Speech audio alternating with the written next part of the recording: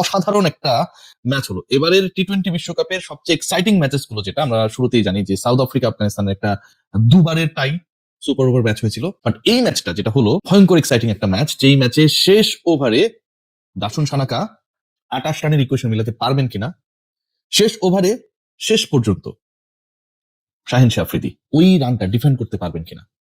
28 run করতে হবে 6 বলে জয়ের জন্য শ্রীলঙ্কার, এবং তারা এই কাজটা করতে পারলে এমন কোনো বিশাল অর্জন হবে না এবার টি-20 বিশ্বকাপ থেকে, কারণ আগেই ছিটকে পড়েছে শ্রীলঙ্কা।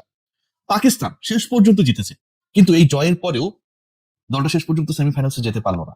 সো ম্যাচের ইকুয়েশনটা যখন এমন, শেষ ওভারে ওই ইকুয়েশন শাহিন শাহ আফ্রিদি যদি মেলাতে না দেন তারপর পাকিস্তানের লাভ নেই, সানাকা যদি মেলাতে পারেন তারপর শ্রীলঙ্কার কোনো লাভ নেই। কিন্তু এন্ড অফ দ্য ডে সবাই চাচ্ছিল যেন এরকম একটা নেইল বাইটিং ফিনিশ হয়, এবং সেটাই হয়েছে। 28 করতে হবে 6 বলে, 4 বলেই 22 তুলে নিলেন দাসুন সানাকা। 76 রানের ইনিংস, 8টা ছক্কা, যার 3টা এসেছে শাহিন শাহ আফ্রিদির টানা 3 বলে হ্যাটট্রিক ছক্কার মাধ্যমে। 20তম ওভারের প্রথম বলে 4, 28 রান মিলাতে গেলে দরকার আরো প্রায় 24 রান। এরপরের ছক্কা, তারপরে ছক্কা, তারপরে ছক্কা। 4 বলে যিনি 22 রান তুলে নিলেন, পরের 2 বলে প্রয়োজন মাত্র 6 রান এবং একটা ছক্কা, যে ছক্কা মারার ক্ষেত্রে দাসুন সানাকা তার তাৎপর্যপূর্ণ ব্যাটিং ইনফ্লুয়েন্সিয়াল রোল দেখিয়েছেন আগের 3 বলে। তার আগে আরো 5টা ছক্কা মেরেছেন, সেই তিনি পরের 2 বলে যেই বোলারকে হ্যাটট্রিক ছক্কা মারলেন, আরেকটা ছক্কা মারতে পারবেন না। মনে হচ্ছিল পারবে, মনে হচ্ছিল শ্রীলঙ্কা শেষ পর্যন্ত এই নেইল বাইটিং ম্যাচ, যেই ম্যাচটা আসলে ফর নাথিং, পাকিস্তানের ওই 64-65 রানের ইকুয়েশন মিলে নাই ভাই, তারা সেমিতে জিততে পারবে না, শ্রীলঙ্কা জয় পেলেও সেমিতে যেতে পারবে না, তারপর মনে হচ্ছিল সানাকা যেভাবে ব্যাট করছে এই ম্যাচটা শ্রীলঙ্কা জেতা উচিত। পঞ্চম ডেলিভারি, যেভাবে তিনি উইকেটে থেকে তার মতো করে সোজা বেটে খেলছিলেন, ইম্প্রোভাইজ শট খেলতে গিয়ে কোনো রান হলো না।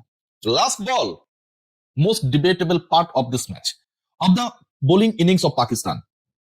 কেন ওয়াইড হলো না সেটা নিয়ে সবচেয়ে বেশি আলোচনা, এবং এই বলটা যদি ওয়াইড হতো তাহলে প্রথমত একটা রান পেত শ্রীলঙ্কা, জয়ের জন্য প্রয়োজন হতো 5 রান, টাই হওয়ার জন্য প্রয়োজন হতো 4 রান, আরো একটা বল পেতেন সানাকা, একটা এক্সট্রা রান যুক্ত হতোই, শাহিন শাহ আফ্রিদিকে আরো এক বল ভরা লাগতো। শেষ পর্যন্ত আমার কাছে মনে হয় যে ওই বলটা ওয়াইডই হতে পারতো, হওয়া উচিত ছিল, এরকম বলগুলো সাধারণত ওয়াইডই হয়। এবং সবচেয়ে ইন্টারেস্টিং পার্ট যেটা, দাসুন সানাকা ওই বলকে চেস করার চেষ্টা করেন, তিনি তার স্টান্সেই ছিলেন, তারপর ওয়াইড হয় না। এবং ওই বৈধ ডেলিভারির কারণে শেষ পর্যন্ত 5 রানে পরাজিত হলো শ্রীলঙ্কা, 5 রানের জয় পাকিস্তানের। এবং এক্সাইটিং ম্যাচটা আরো বেশি এক্সাইটমেন্ট যখন ক্রিয়েট করতে পারতো, ঠিক তখন আম্পায়ারের বেরোশেক সিদ্ধান্ত, আমার কাছে মনে হয় যে কিছুটা বিতর্কিত সিদ্ধান্ত বলে আপনি বলতেও পারেন, এই ম্যাচের শেষ বেলার এক্সাইটমেন্টটাকে নষ্ট করেছে।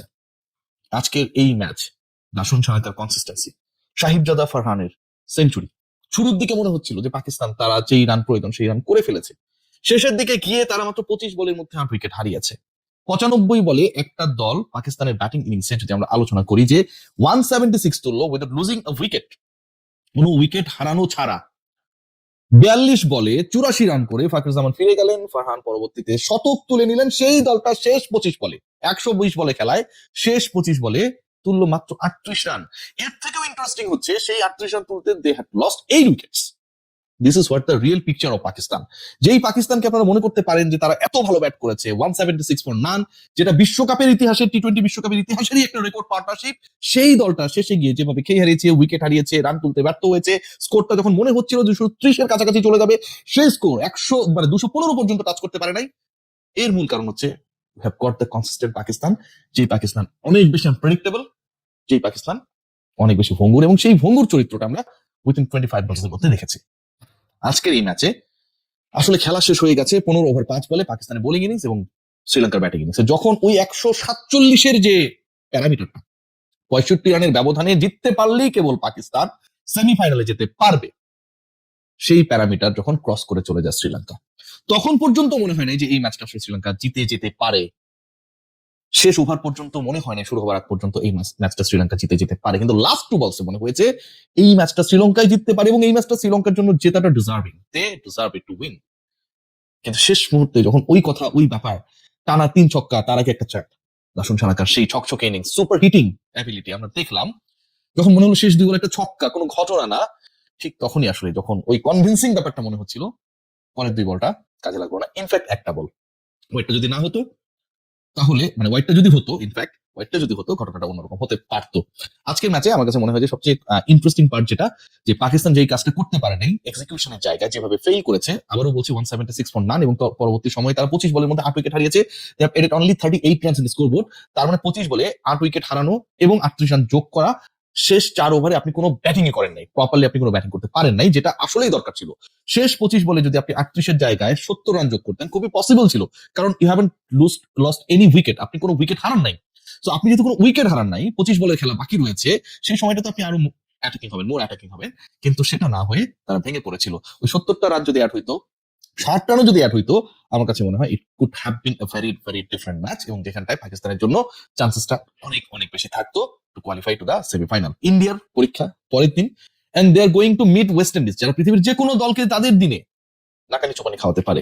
ওই ম্যাচে ভারত যদি হেরে যায়, তাহলে এবারের বিশ্বকাপ ইন্ডিয়া, পাকিস্তান, শ্রীলঙ্কা ছাড়াই সেমিফাইনাল অনুষ্ঠিত হবে। ইংল্যান্ড, নিউজিল্যান্ড চলে গেছে, এবং ওদিক থেকে যদি ওয়েস্ট ইন্ডিজ থ্রু করে যায়, then there is no hope for India. সবাই ভালো থাকবেন, take great care, let's see what happen. But আমার কাছে মনে হয় আগামীকাল আজকের থেকেও exciting and nail biting matches waiting for us. Take care.